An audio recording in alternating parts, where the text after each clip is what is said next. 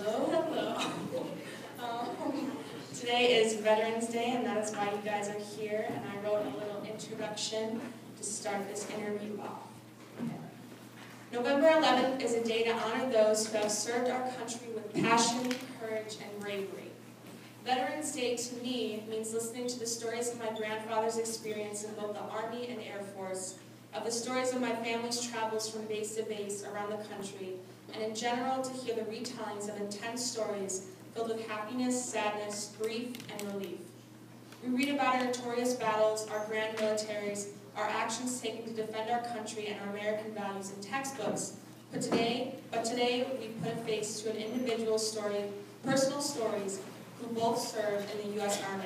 My name is Delaney, Wellington.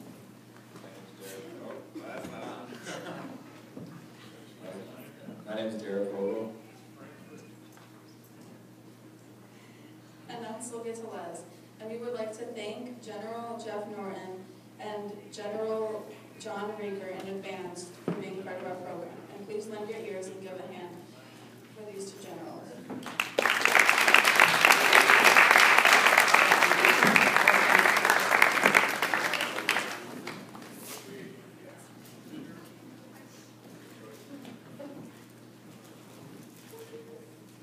Okay, just to start off, we'd like to kind of just learn a little bit about your backstories. So I'd like to know when and where both of you were born. Well, I was born in Geneva, Illinois. Can everybody hear me in the back there? Yeah. Okay. Maybe I don't need to. Anyway, I was born in Geneva, Illinois, which is about 25 miles south of here. And then I grew up in McHenry. I went to St. Mary's School, and then I went here to high school. Graduated from high school here in 1957. So, anything else? Since my voice is probably not as good as his, but I was actually born in Joliet, graduated there in 1993, Joliet West High School.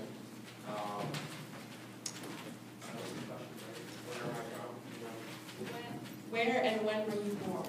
Oh, it's born in 1975, so that only makes me 41 years old so far, so I'm getting up there. I'm not going to tell you when I was born because it was before World War II. What were you doing before you went through the service?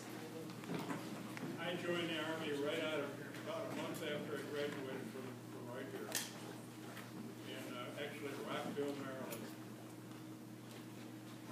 Yeah, I actually signed up for the Army when I was right between my junior and senior year of high school. I went into the light entry program, so I signed the papers when I was 17. In fact, I left home when I was still 17, and I didn't turn 18 until I was in basic training a month into it. So, yeah, my birthday was celebrated in the sand in South Carolina while I was in boot camp. Very young. What happened when you departed for training camp and during your early days of training? I took basic training. I enlisted. A friend and I enlisted together, and we were at Fort Meade, Maryland, and it was pretty uneventful. They pretty much took care of us. All of the training sergeants were World War II vets or Korean veterans, and as far as being, something strange happening, it was pretty uneventful. You learn the usual things: how to fire a rifle, how to march, how to make a perfect bunk, and a lot of different things like that. Anyway. Yeah, so I went in summer of '93. I was still 17, so of course my mom had to sign me off so that I could leave and actually go to the military. But yeah, it was a peacetime military at the time. We had just got over the Gulf War, so all the drill instructors that I had to deal with were either from Panama or the Gulf War.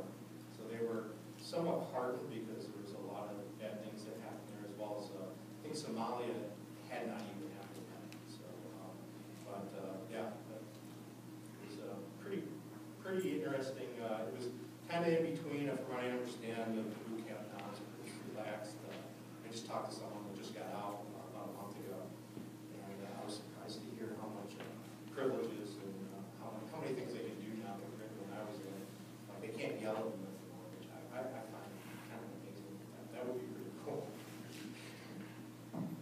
So this question does relate to the boot camp idea. Do you recall your instructors, and if so, what were they like? Where in basic training? Yeah. Well, as I said, sergeants, they were pretty easygoing. I'd yell sometimes, but I had kind of a special kind of a basic training because I was in a whole regiment, and the whole regiment trained at one time at Fort Meade, Maryland. And then we were supposed to all go over to Germany and replace another regiment over there. And back in those days, they had what was called Operation Gyroscope. Gyroscoping those spins around. And so I was in the 2nd Cavalry, and we replaced the 3rd Cavalry at certain places along the East German and Czech border in Germany. And so it was pretty easy going. I don't think that we really got trained as well as we could have been because everybody was probably too laid back. This was in the middle 1950s, and we had enjoyed 5 or 7 years of peace after there was no fighting anywhere. After Korea pretty well died down and went to an armistice. So I think, you know, actually one of our sergeants who passed away recently was kind of a good friend. So, but they didn't yell and scream and kick us in the butt or anything like that. So we had a pretty professional kind of a training. So, and a long time ago, almost 60 years ago. So hard to remember. I'm now realizing that I joined the military for a long time.